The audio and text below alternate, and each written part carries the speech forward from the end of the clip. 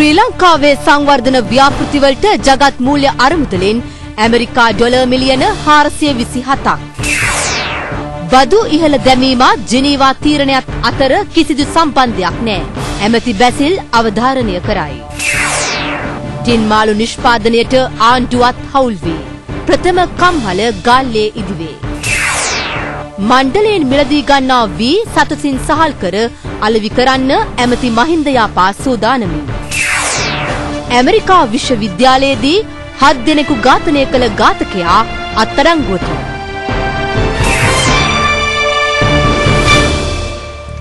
දැන් දේශීය පුවත්. ඇමරිකා ඩොලර් මිලියන 427ක් ශ්‍රී ලංකාවට ලබා දීමට ජාත්‍යන්තර මූල්‍ය අරමුදල තීරණය කරයි. ණය ලබා දීම සම්බන්ධයෙන් ජාත්‍යන්තර මූල්‍ය අරමුදලේ ප්‍රධානීන්ගේ සහභාගීත්වයෙන් ඇමරිකාවේ වොෂින්ටන් නුවරදී විශේෂ රැස්වීමක් ඊයේ පැවැත්වින. ඇමරිකා ඩොලර් බිලියන 2.6ක මුදලක් ශ්‍රී ලංකාවට ලබා දීමට ජාත්‍යන්තර මූල්‍ය අරමුදල එකඟතාව පළ කළේය. ඉන් ඩොලර් බිලියන 1.8ක ණය මුදලක් මෙවන විටත් ශ්‍රී ලංකාවට ලබා දී තිබේ. ශ්‍රී ලංකාව ඉල්ලුම් කළ අවසන් ණය මුදලේ කොටසක් ලබා දීමට අනුමැතිය ලැබී ඇතැයි ජාත්‍යන්තර මූල්‍ය අරමුදලේ සහකාර විධායක අධ්‍යක්ෂ මින් ෂූ පවසයි. ශ්‍රී ලංකා රජය ආර්ථික ස්ථාවරත්වයේ වෙනුවෙන් ගන්නා ක්‍රියාමාර්ග ගැන සලකා බලා ණය මුදල අනුමත කර තිබේ. අවසන් වාරිකයේ ලෙස ශ්‍රී ලංකාවට ඩොලර් මිලියන 800ක් ලබා දීමට තීරණය කර තිබින. බදු ඉහළ දැමීමේ තීරණයත් ජිනීවා තීරණයත් අතර කිසිදු සම්බන්ධයක් නැහැ. අමාත්‍ය බැසිල් රාජපක්ෂ මහතා පවසයි. අමාත්‍යවරයා මෙම අදහස් පළ කළේ දිවිනැගුම 3 වන අදියර ආරම්භ කිරීම පිළිබඳ මාධ්‍ය දැනුවත් කිරීමේ හමුවකට එක්වෙමින්. පැහැදිලිව කියන්න ඕන අපේ ජිනීවා එකත් එක්ක තියෙන කිසිම සම්බන්ධයක් අපේ ආර්ථික හෝ බදු ප්‍රතිපත්තියයි ඒකයි කිසිම සම්බන්ධයක් නැහැ.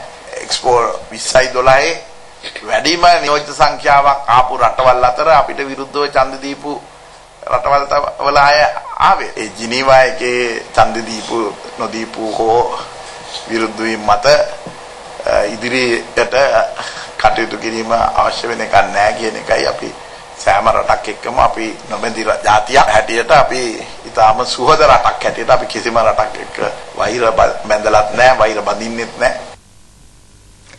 රජයේ ප්‍රථම ටින් මාළු කම්හල අද ජනපති අතින් විවෘත කෙරේ. බෙරට ප්‍රථම රජයේ ටින් මාළු කර්මාන්තශාලාව ජනාධිපති මහින්ද රාජපක්ෂ මැතිතුමාගේ ප්‍රධානත්වයෙන් අද ගාල්ලේදී විවෘත වේ. කර්මාන්තශාලාව රුපියල් ලක්ෂ 840ක වියදමින් ගාල්ල දෙහිවර වරාය පරිශ්‍රයේදී ඉදිකර ඇත. ලංකා දෙහිවර සංස්ථාව හා තවත් පෞද්ගලික සමාගමක් ඒකාබද්ධව කර්මාන්තශාලාව පිහිටුවා තිබේ. දිනකට සැමන්ටින් දසදහසක් නිෂ්පාදනයට ප්‍රථම අදියරේදී සැලසුම් කර ඇත. එම නිෂ්පාදන සහන මිල ගණන් යටතේ පාරිභෝගිකයාට ලබා දීමටද අපේක්ෂා කෙරේ. ඉදිරියේදී මුන්දලම හා පෑලියකොඩ ප්‍රදේශවලද රජයට අනුබද්ධ ටින් මාළු කර්මාන්තශාලා දෙකක් ආරම්භ කිරීමටද දෙහිවර අමාත්‍යාංශය සැලසුම් කර ඇත. වියලි මණ්ඩලයෙන් මිලදී ගන්නා වී ලක්සතොත හරහා සහල් කර අලෙවි කිරීමට සූදානම්. දේශීය ගොවියා රැකගනිමින් මෙම වැඩපිළිවෙල කඩිනමින් ක්‍රියාත්මක කරන බව අමාත්‍ය මහින්ද යාපා අබිවර්ධන මහතා පවසයි. මම අපේ සතුසෙන් ඉල්ලා හිටිනෝ තමුන්නාන්සලාගේ සහල් අලෙවියේදී වියලි මණ්ඩලයේ නිෂ්පාදනය තියෙන සහල් මේ සතුස ආයතනය හරහා ලංකාව පුරා බෙදා හරින්න තමුන්නාන්සලා වැඩපිළිවෙල සකස් කරනවා නම් මම හිතනවා ඒක ඉතාමත්ම වැදගත් වෙනවා. ඒ වගේම අපේ දේශීය නිෂ්පාදන රාශියක් අපේ ආයතනවල රජයේ ආයතනවල තියෙනවා. ඒවත් අරගෙන මේ ආයතනය හරහා බෙදා හරින කටයුතු කරනවා නම් ඉතාමත්ම හොඳයි. විශේෂයෙන් නැවුම් පළතුරු, එළවලු මේ සියල්ල අපේ ආයතන රජයේ ආයතන හරහා ලබා දීමේ හැකියාව දැන් තියෙනවා. දැන් අපේ රට උමනා තරම් සියලුම භාණ්ඩ නිෂ්පාදනය වෙන වෙලාවක් එළවලු පළතුරු සහ සහල් දිහා බැලුවහම අමාත්‍යවරයා මෙම අදහස් පළ කළේ වැලිගම නව ලක්සතොස ශාඛාව විවෘත කිරීමේ අවස්ථාවට එක්වෙමින්. ලක්සතොසේ ශාඛා හරහා ජනතාවට අවශ්‍ය සියලුම භාණ්ඩ ලබා ගැනීමේ අවස්ථාව උදා කර තිබේ. එම සේවාව තවදුරටත් පුළුල් කරමින් වී අලෙවි මණ්ඩලය සමග ඒකාබද්ධ වෙමින් සහල් අලෙවි කිරීමේ වැඩපිළිවෙල ක්‍රියාත්මක කරන බව අමාත්‍යවරයා පැවසිය. බටහිර බලපෑම් වලට නොබියව මුහුණ දෙමින් රටේ අභ්‍යන්තර ප්‍රශ්න වලට විසඳුම් ලබා දීමට සියලු දෙනා එක් කර ගනිමින් කටයුතු කරනවා. ඇමති අනුරයාපා කියයි. ලංකාව පිළිබඳ අපේ යෝජනාව එක පැත්තකින් අපි කරලා තියෙන යුද අපරාධ ගැන හොයන්න කියනවා. අනිත් පැත්තෙන් අපි පත් කරපු කොමිසමේ වාර්තා ක්‍රියාත්මක කරන්න කියලා කියනවා. මෙච්චර ගතන්ද. ඉතින් ඒක මේ ඒගොල්ලෝ කිව්වත් නැත්නම් අපි කරනවා. උතුරු නැගෙනහිර පළාත්වල සංහිඳියාව වෙනුවෙන් අපි විවිධ වැඩ කොටස් කරනවා. හදිස්සියකට ආට කරන්න බෑ. නමුත් ක්‍රමානුකූලව ආණ්ඩුවේ කරගෙන යනවා. මේ විදිහට තමයි අපි මේ කටයුත්ත ඉස්සරහට කරන්න බලාපොරොත්තු වෙන්නේ. එතෙන්දී රටකට ගෞරවයක් ලැබෙන විදිහට ප්‍රශ්නයක් ඇතිවෙන විදිහට අපි ක්‍රියා කරන්න සම්පූර්ණයෙන්ම කටයුතු කරන බව මම මේ අවස්ථාවේ ඔබ සියලු දෙනාටම මතක් කරන්න කැමතියි. කටුගම්පල එක්සත් ජනතා නිදහස් සන්ධාන මාධ්‍ය හමුවට එක්වමින් අමාත්‍යවරයා මේ බව ප්‍රකාශ කළේ. රටට එරෙහිව කුමන බලපෑම් එල්ල වුවත් ඒ පිළිබඳ අවබෝධයෙන් කටයුතු කරන්නයි අමාත්‍යවරයා මෙහිදී ඉල්ලීමක් කළේ. මධ්‍යම පරිසර අධිකාරියේ සභාපති චරිත හේරත් මහතා ඇතුළු පිරිසක් මෙම අවස්ථාවට එක් වූහ. අන්තර් පාර්ලිමේන්තු සැසිවාරයට සහභාගී වූ ශ්‍රී ලංකාවේ නියෝජිත පිරිස උගන්ඩා රාජ්‍යතාන්ත්‍රිකයන් සමග සාකච්ඡා පවත්වති. මාර්තු 31 වෙනිදා ආරම්භ වූ 126 වන අන්තර් පාර්ලිමේන්තු සැසිවාරය ලබන පස්වැනිදා දක්වා උගන්ඩාවේ කම්පාලා නුවරදී පැවැත්වේ. අමාත්‍යවරුන් වන නිමල් සිරිපාල් ද සිල්වා, මහින්ද සමරසිංහ, නියෝජ්‍ය කතානායක චන්දිම වීරක්කොඩි යන මහත්වරුන් සමුළුව නියෝජනය කරති. පසුගියදා ජිනීවා නුවරදී පැවති මානව හිමිකම් සැසිවාරයේදී ශ්‍රී ලංකාවට එරෙහිව ගෙන යෝජනාවේදී ඊට විරුද්ධව ඡන්දය ලබා දෙමින් ශ්‍රී ලංකාවට සහාය දැක්වීමට උගන්ඩාව කටයුතු කළේය. ජනාධිපතිතුමා විසින් යවන ලද විශේෂ සුබ පැතුම් පණිවුඩය උගන්ඩා විදේශ අමාත්‍ය කුටිසා සෑම් මහතා වෙත ලබා දීමටද ශ්‍රී ලංකා දූත පිරිස පියවර ගත්හ. ආසියා කනිෂ්ඨ මළල ක්‍රීඩා උළෙල නියෝජනය කරන පිටපළාත්වල දරුදරියන්ට කොළඹ පාසල්වල අධ්‍යාපනය ලැබීමට වරම්. අමාත්‍ය මහින්දානන්ද අලුත්කමගේ මහතාගේ මැදිහත් වීමෙන් මෙම දරුදරියන්ට කොළඹ රාජකීය විද්‍යාලයේ හා විශාඛා විද්‍යාලයේ අධ්‍යාපනය ලැබීමේ අවස්ථාව උදා වී තිබේ. දුරබැහැර ප්‍රදේශවල සිට පුහුණු වීම සඳහා නිතර කොළඹට පැමිණීමට සිදුවීම හේතුවෙන් මෙම දරුදරියෝ දැඩි දුෂ්කරතාවන්ට පත් වූහ. අධ්‍යාපන කටයුතු වලට බාධා එල්ලවීම හේතුවෙන් දරුවන් ක්‍රීඩා කටයුතු වලින් ඈත්වන තත්ත්වයක්ද මතුවිය. මෙම කරුණු සැලකිල්ලට ගනිමින් නව වැඩපිළිවෙළ ක්‍රියාත්මක කෙරේ. ආසියා කනිෂ්ඨ මළල ක්‍රීඩා උළෙල ලබන ජූනි මාස 9 වෙනිදා කොළඹදී ආරම්භ කෙරේ. රටවල් 45ක් නියෝජනය කරමින් ක්‍රීඩක ක්‍රීඩිකාවෝ 500 දෙනෙක් ඊට සහභාගී වෙති. අලුත් අවුරුදු විශේෂ මගී සේවා අනිත්දා සිට සිංහල හින්දු අලුත් අවුරුද්ද වෙනුවෙන් ගම්බිම් බලා යන ජනතාවගේ පහසුව සඳහා විශේෂ මගී ප්‍රවාහන සේවා ක්‍රියාත්මක කිරීමට ප්‍රවාහන අමාත්‍යාංශය තීරණය කර තිබේ. ලංගම දුම්රිය මෙන්ම අධිවේගී මාර්ගයේ විශේෂ සේවා රැසක් මේ අනුව ක්‍රියාත්මක කෙරේ. පිටපළාත් ධාවනය වෙනුවෙන් බස් රථ 750කට ආසන්න සංඛ්‍යාවක් යොදවා ඇතැයි ජාතික ගමනාගමන කොමිෂන් සභාවේ සභාපති රොෂාන් ගුණවර්ධන මහතා පවසයි. එමෙන්ම නිත්‍ය මගී සේවා අවසරපත් ලබා අන්තර් පළාත් මගී ප්‍රවාහන සේවයේ යෙදෙන සියලු බස් රථ හෙට සිට 13 වෙනිදා දක්වා සහ 15 වෙනිදා සිට 22 වෙනිදා දක්වා කාලය තුලදී අවසර පත්‍රයේ අනුමැතිය ලද මාර්ගයේ අනිවාර්යයෙන්ම සේවාවේ යෙදිය යුතු බවද කොමිෂන් සභාව අවධාරණය කරයි. එම කාල සීමාව තුල ධාවනයට නොපැමිණෙන බස් රථවලට ලබන 22 වෙනිදායින් පසු ගමන් වාර ලබා නොදීමටද තීරණය කර තිබේ. මෙම කාල සීමාව තුලදී විශේෂ චාරිකා සඳහා වන අවසරපත් නිකුත් කිරීම අත්හිටුවා ඇත. බස් රථවල ආසන වෙන් කිරීමටද අවසර නොදීමට ජාතික ගමනාගමන කොමිෂන් සභාව තීරණය කර තිබේ. එමෙන්ම වැඩිපුර ගාස්තු අය කරන බස් රථ හිමියන්ගේ අවසරපත් අවලංගු කිරීමට කටයුතු කෙරේ. මීට අමතරව දුම්රිය සේවා රැසක් ක්‍රියාත්මක කිරීමට පියවරගෙන තිබේ. පෞද්ගලික බස් රථවලදී මගීන්ට සිදුවන අපහසුතාවන් පිළිබඳ පැමිණිලි ඉදිරිපත් කිරීමට පිහිටුවා ඇති මහජන පැමිණිලි ඒකකයේ සේවාවන් පුළුල් කෙරේ. පොලිස් හදිසි ඇමතුම් ඒකකය ක්‍රියාත්මක වන ආකාරයට මෙම පැමිණිලි ඒකකයද ක්‍රියාත්මක කිරීමට නියමිතයි. නව වැඩපිළිවෙල තුලින් වඩා සුහදශීලී හා ආරක්ෂාකාරී පෞද්ගලික ප්‍රවාහන සේවාවක් ක්‍රියාත්මක කළ හැකි බව ජාතික ගමනාගමන කොමිෂන් සභාවේ සභාපති රොෂාන් ගුණවර්ධන මහතා පවසයි. පසුගිය වසර තුල මෙම කොමිෂන් සභාවට මහජන පැමිණිලි 5398ක් ලැබී තිබේ. දිනකට පැමිණිලි 40ක් පමණ ලැබෙන බව ජාතික ගමනාගමන කොමිෂන් සභාව සඳහන් කරයි.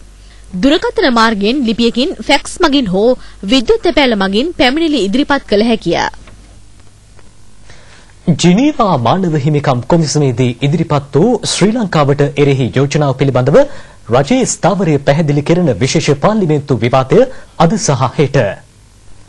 පාර්ලිමේන්තුව අද පස්වරු 1ට රැස්වීමට නියමිතයි. ජිනීවා මානව හිමිකම් සමුළුවේදී ගත් තීරණයන් පිළිබඳව ශ්‍රී ලංකාවේ ස්ථාවරය රට හමුවේ ඉදිරිපත් කිරීම වෙහි අරමුණයි. අමාත්‍ය මහාචාර්ය ජී.එල්. පීරිස් මහතා රජයේ ස්ථාවරය පිළිබඳව පැහැදිලි කිරීමට නියමිතයි. ඊළඟ පාර්ලිමේන්තු රැස්වීම ලබන 8 වෙනිදා පැවැත්වීමට නියමිතව තිබින.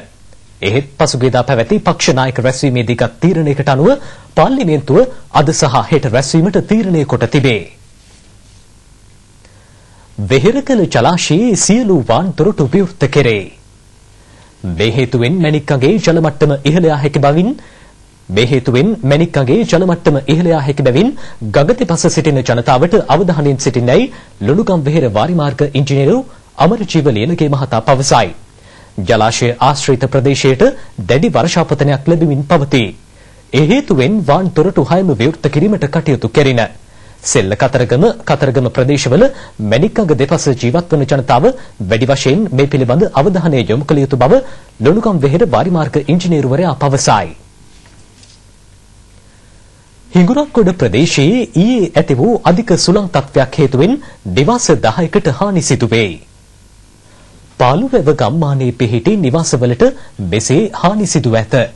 නිවාස 6ක් සම්පූර්ණයෙන්ම විනාශ වී ඇති බව අප වාර්තාකරු පවසයි.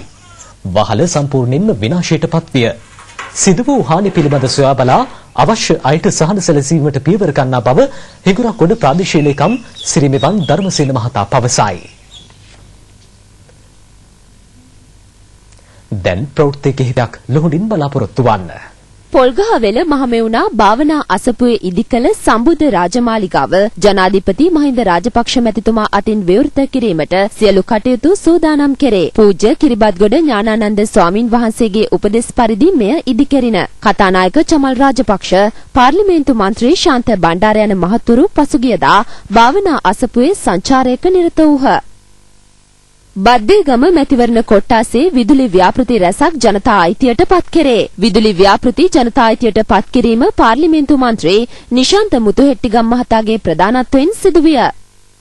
මීගමුව ප්‍රදේශයේ දීවර ජනතාවට අවශ්‍ය දීවර ආම්පන්න හා උපකරණ බෙදා දීමේ උත්සවයක් ලිය අභිමාන් ව්‍යාපෘතියේ සභාපතිනි පුෂ්පා රාජපක්ෂ මහත්මියගේ ප්‍රධානත්වයෙන් සිදුවිය.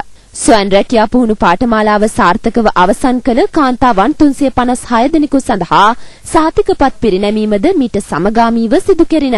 උත්සවය මීගමුව දීවර කාන්තා ඒකාබද්ධ ස්වේච්ඡා සුබසාධක සංගමය හා නිමල් ලංසා පදනම එක්ව සංවිධානය කළේය. කොළඹ ජාතික රෝහලේ හදිසි අනතුරු අංශය ආරම්භ කර වසර 22ක් සපිරේ. මේ වෙනුවෙන් සර්ව රාත්‍රික පිරිත් සජ්ජායනාවක් පසුගියදා පැවැත්වින.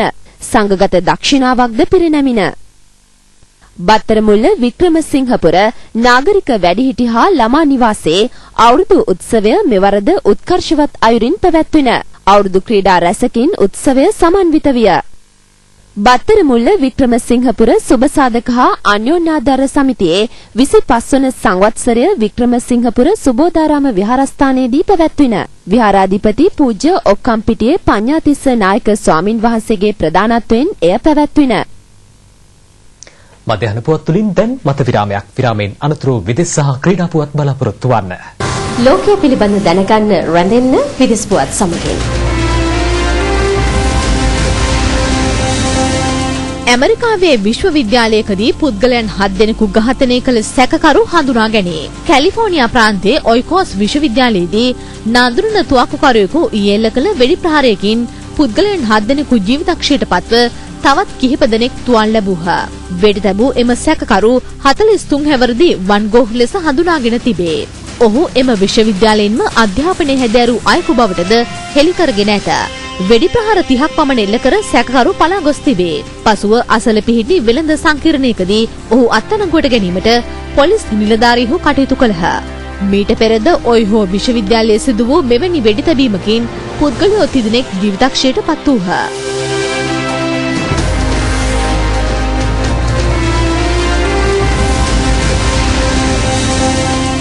පාක් ගරිල්ලන් ප්‍රාණ ඇපකරුවන් නිදහස් කිරීම ත්‍රස්තවාදයේ සිට නිවැරදි මාවතට ඔවුන් අවතීර්ණ වීම පෙන්눔 කරන්නක් බව කොලොම්බියා ජනාධිපතිවරයා පවසයි. කොලොම්බියා ජනාධිපති ජාන් මැනුවෙල් සැන්ටෝස් තවදුරටත් ප්‍රකාශ කර ඇත්තේ මේ ඉතිහාසයේ සුවිශේෂී සන්ධිස්ථානයක් වන බවයි.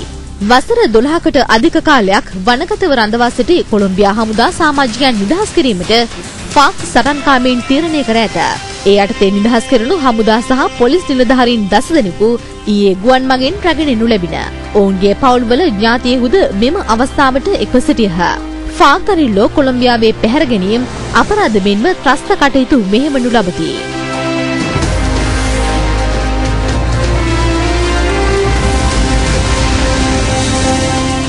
සිරියාවේ ගැටුම් නිරාකරණය සඳහා එක්සත් ජාතීන්ගේ විශේෂ නියෝජිත කොෆි අන්නන් ඉදිරිපත් කළ යෝජනාවලිය අප්‍රේල් මාස 10 වනදාට පෙර ක්‍රියාත්මක කිරීමට සිරියාව එකඟතාව පළ කර තිබේ. මෙම යෝජනාවලිය කරුණු 6කින් සමන්විතයි. ජගත් සංවිධානයේ මැදිහත් වීමෙන් සිරියාව තුළ සටන් විරාමයක් ප්‍රකාශයටපත් කිරීම, නගරවලින් සිරියා හමුදා බෙන්ම බර අවි ඉවත් කිරීම සහ එරට ජනතාවට මානුෂීය ආධාර ලබා දීමට ඉඩකඩ සැලසීම එහි ප්‍රධාන කරුණු අතර වේ. මෙම යෝජනා ක්‍රියාවට නංවන බව සිරියා රජය ප්‍රකාශ කර ඇතැයි කොෆි අනන් ආරක්ෂක මණ්ඩලයට දැනුම් දී තිබේ.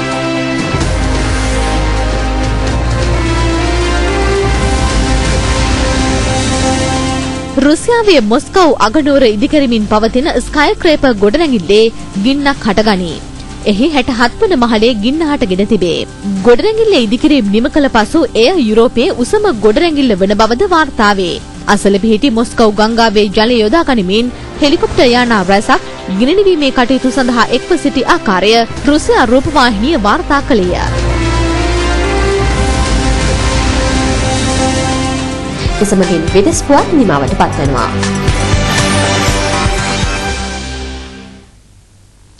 දැන් ක්‍රීඩා පුවත්.